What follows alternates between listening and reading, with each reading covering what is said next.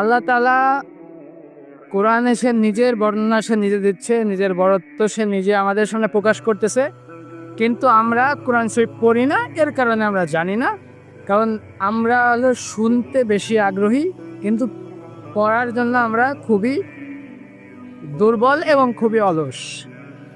তো যাই হোক, সূরাতুল ইখলাস মানে কুল হু আল্লাহ সূরা, যা আমরা বলে থাকি, এই সূরায় 3টি আয়াত আছে, কিন্তু এই 3টি আয়াতেই আল্লাহ তাআলা তার মহত্ব এবং তার বড়ত্ব এবং তার অস্তিত্বই এখানে তুলে ধরেছে এবং বলতেছে মানব জাতিকে যে তোমরা জেনে রাখো। তা আমাদের হয়তো আমরা পড়তে পারি না, কিন্তু আমি আপনাকে শোনাবো।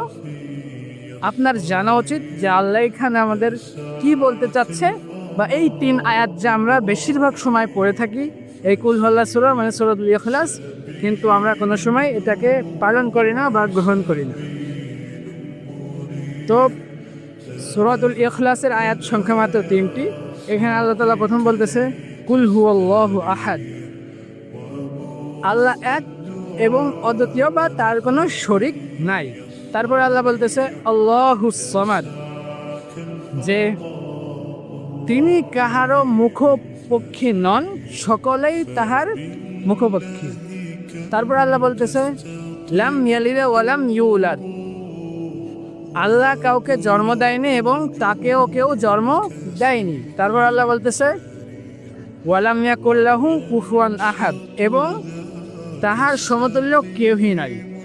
তো আপনি এখন বুঝেন যে আল্লাহ তাআলা আপনাকে বলতেছে, তার বর্ণনা দিচ্ছে, কিন্তু আপনি কোরআন শরীফ পড়েন না, এবং যেটা আপনাকে আল্লাহ তাআলা প্রথমেই বলেছে যে কোরআন পড়ার জন্য, আপনি পড়েন না এবং তার অর্থ আপনি শোনেন না, বোঝার চেষ্টা করেন। এর জন্যই আপনার এত ব্যর্থতা এবং আপনার জীবনে এত দুশ্চিন্তা বা এত সমস্যা, যার কারণে আপনি প্রতিনিয়ত হেরে যাচ্ছেন এবং প্রতিনিয়ত ডিপ্রেশনের ভিতর পড়তেছেন।